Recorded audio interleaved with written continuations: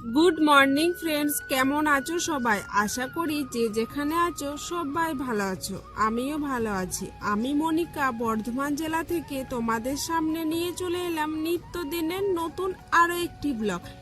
আশা করছি আজকের ব্লগটি তোমাদের ভালো লাগবে। যদি ব্লগটি ভালো লেগে থাকে তাহলে চ্যানেলটি সাবস্ক্রাইব আর একটি লাইক করে আমার পাশে থেকো। আর বড়দেরকে আমার প্রণাম ও ছোটদেরকে অনেক অনেক ভালোবাসা জানিয়ে আজকের ব্লগটি শুরু করছি।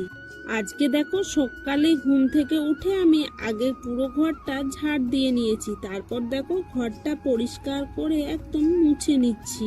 আজকে মোনা এখনো ঘুম থেকে উঠেনি, তাই ভাবলাম আগে ঘরটা পরিষ্কার করে নি, না হলে জানো তো মোনা তো ছোটাছুটি করবে আর ঘরটা মুছলে ভিজে থাকে, পড়ে যাওয়ার ভয় থেকেই যায়।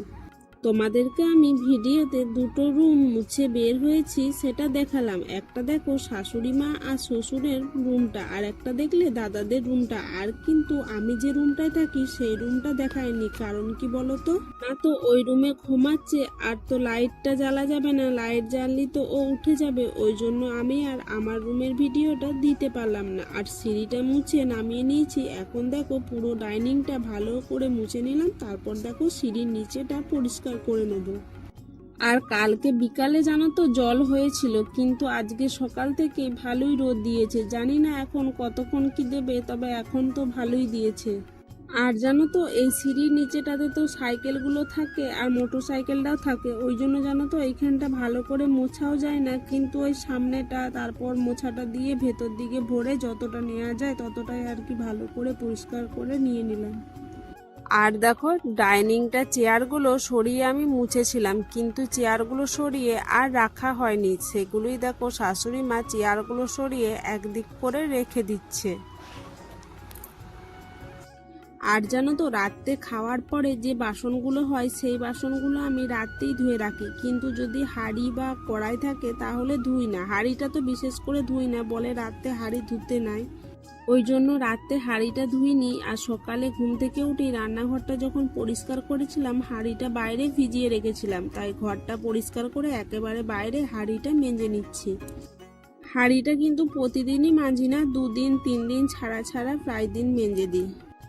হাঁড়িটা ভালো করে মেজে দেখো ধোয়া হয়ে গেল, তারপর আমি হাঁড়িটা নিয়ে গিয়ে রান্নাঘরে উবুড় করে রেখে দেবো। তো আমার তাহলে বাসি কাজ করা সবই হয়ে গেল। এরপর জানো তো কিছু মোনার জামা কাপড় কাচতে আছে, সেগুলো কেচে নেবো আর আমি বাসি জামাটাও ছেড়ে দেবো। দেখো আমি বালতি করে নিয়ে যাচ্ছি না, এগুলো হচ্ছে মোনার জামা কটা ছিল কেচে নিয়েছি। আর দেখো আমি জামাটা বাসি জামাটা ছেড়ে দিয়েছি, দিয়ে একেবারে ছাদে গেলাম মিলতে। ছাদে মিলে দিয়ে একবারে নিচে চলে এলাম। তারপর আমি চলে এলাম একেবারে রান্নাঘরে। আর এদিকে রান্নাঘরে আমি প্রেসার কুকারে করে ছোলা। আর দেখো মনা তো এখনো উঠেনি, তাই ভাবলাম আমি দুধটা গরম করে নিই। ওই জন্য দেখো আমি গ্যাসে একদিকে দুধটা গরম করতে চাপিয়েছি, আর প্রেসার কুকারে যেটা সেদ্ধ করতে দেবো সেটা তো ইন্ডাকশনে চাপিয়ে দেবো। আর জানো তো আমি এটা চাপাচ্ছি আর ওইদিকে মোনা মা মা করে ডাকছে। মোনা না ঘুম থেকে উঠে গেছে। এরপর আমি মোনার কাছে যাব, দিয়ে মোনাকে একটু ভালো করে মুখ হাত ধুইয়ে ফ্রেশ করে দেবো, তারপরে ওকে ব্রেকফাস্ট করিয়ে বাইরে আনবো। আর জানো তো এদিকে মোনার দাদু বাজার গিয়েছিল, বাজার থেকে মোনার ফল শেষ হয়ে গেছে, ওই জন্য দেখো মুসুম্বি, পেয়ারা, কলা পাকা, আপেল এইসব নিয়ে এসেছে। সেগুলি দেখো মোনা দেখছে। ওই যে ভাঙা বুট আর আলু সেদ্ধ করতে দিয়েছিলাম সেটা দিয়ে এখন সবাই মিলে মুড়ি খেয়ে নিয়েছি। আর জানো তো মনাকে শুধু ওই সেদ্ধটা খেতে দিয়েছিলাম, মনা একটুখানি খেয়েছে। তারপর দেখো আমি রান্নাঘরে চলে এসেছি আর দেখো রান্নাটা বসিয়ে দিয়েছি। দেখালাম তোমাদেরকে বেগুনটা ভেজেছি, বেগুন ভাজাটা জানো তো হয়ে গেছে। আর কড়াইতে আমি সোয়াবিনগুলো ভাজতে দিয়েছি। দেখো বেসিনে মুড়ি খাওয়ার যে বাসনগুলো ছিল সেগুলো জড়ো হয়েছিল, তাই ভাবলাম ওইদিকে তো সোয়াবিনটা ভাজা হচ্ছে, আমি এদিকে মুড়ি খাওয়ার বাসনগুলো ধুয়ে নিয়ে এক এক করে। আর জানো তো বেসিনে বাসন থাকলে না আমার একদম ভালো লাগে না, মনে হয় ওগুলো কখন ধুইয়ে গুছিয়ে রাখবো বাসনের জায়গাতে।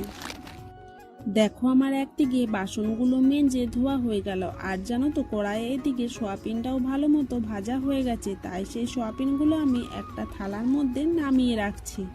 তারপর জানো তো মনার জন্য আমি সোয়াবিন, পটল, গাজর, কুলেখাড়া দিয়ে একটা পাতলা পাড়া ঝোল করেছিলাম, সেই ঝোলটাই প্রথমে করে একটা বাটির মধ্যে তুলে নিলাম। তারপর যে আমাদের বাড়ির জন্য সয়াবিনের আলুই তরকারি করব। ওই যে সয়াবিনগুলো ভেজেছি আর আলুগুলো একবার কড়াইয়ের ওপর দিয়ে নাড়াচাড়া করে নিচ্ছি। তারপর ওই কড়াইয়েতেই সয়াবিন আলু তরকারি করার জন্য ভালো করে মশলাটা কষিয়ে সয়াবিনের আলুর তরকারিটা চাপিয়ে দিয়েছিলাম। আর জানো তো কিছুক্ষণের মধ্যেই সয়াবিনের আলুর তরকারি হয়ে গেছে। এখন আমি কড়াই থেকে থালায় ঢেলে নিচ্ছি তরকারিটা। আর এদিকে দেখো আমার ভাতটাও হয়ে গেছে, ভাতটারও ফ্যান ঝরতে দিয়ে দিয়েছি। তারপর আমি চলে গেছিলাম জল ধরতে। বাইরে তো জল ধরেছিলাম, জল ধরার ভিডিওটা আর করিনি। এখন দেখো জলগুলো আমি এক এক করে রান্নাঘরে বয়ে রেখে দিচ্ছি। আর শাশুড়ি মা চেয়ারে বসে রয়েছে দেখছো, উনি তো ডিম সেদ্ধটা খেয়ে নিচ্ছেন। এখনো জানো তো রান্নাঘরের কাজ শেষ হয়নি। এগুলো বয়ে নেওয়ার পর আমি রান্নাঘরে বাসনগুলো ধোবো আর গ্যাসটা পরিষ্কার করে মুছে এখন দেখো স্নান করে নিয়েছি। আর আজকে জানো তো মাথায় একটুখানি জল নিলাম, ভালো লাগছিল না শরীরটা, ওই জন্য ভাবলাম ভালো করে মাথায় স্নান করি, তাহলে শরীরটা একটু হালকা হবে।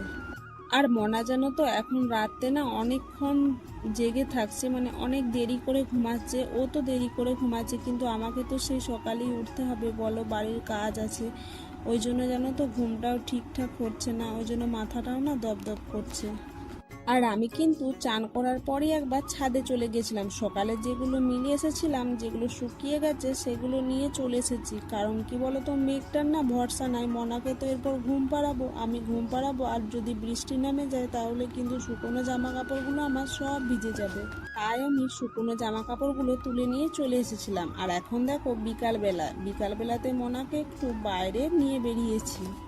আর জানো তো দুপুরের দিকে বৃষ্টি হয়েছিল বলে রাস্তাতে এখনো জল জমে রয়েছে। আর মনা দেখছো ইচ্ছা করে কাদাতেই পা দিচ্ছে, মানে ইচ্ছা করে ওই জায়গাটাতেই পা দিচ্ছে।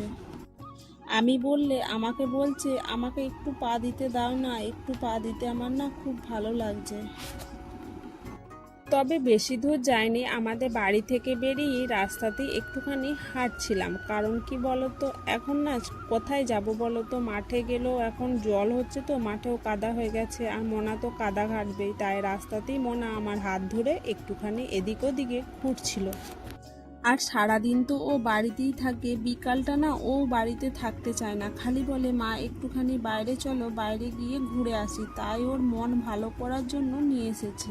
রাস্তাতে একটু হেঁটে এখন আমরা বাড়ি ফিরছিলাম। বাড়ি ফেরার পথে এখানে একটা নতুন বাড়ি হচ্ছে, সেখানেই দেখো পাথর আর বালির মনা ঘাটছে। জানি না কার কার বাচ্চারা পাথর আর বালি ঘাটে, কিন্তু জানো তো মনা বালি আর পাথর ফেলে কিছুতে উঠতেই চায় না। আর আজকেও জানো তো পুরো গা বালি মাখিয়ে ছিল, আবার ঘরে গিয়ে আমাকে মুছে ধুইয়ে পরিষ্কার করতে হয়েছিল। আর ওই পাথরগুলোর উপরে উঠে খালি বসে থাকছে। আর এই বালিগুলোর পেছনেই একটা পুকুর রয়েছে, পুকুরে জানো তো অনেক ছেলেগুলো সাঁতার কাটছে। মনা না ওই সাঁতার কাটা দেখে অনেক মজা পাচ্ছে, বলছে মা দেখো বাচ্চাগুলো কেমন সাঁতার কাটছে। আর মনা জানো তো এইসব দেখতেও খুব ভালোবাসে, আর এই বালি কাদা মাটি জল এইসব নিয়ে খেলা করতেও ভালোবাসে। হয়তো বাচ্চারা এমনই হয়। তো বন্ধুরা, আজকের ব্লগটি আমি এখানেই শেষ করছি। কমেন্টে জানাবেন আপনাদের এই ব্লগটি আজকে কেমন লাগলো। কালকে দেখা হবে আপনাদের সাথে আমার নিত্যদিনের নতুন ব্লগ নিয়ে। সবাই ভালো থাকবেন, সুস্থ থাকবেন। টাটা।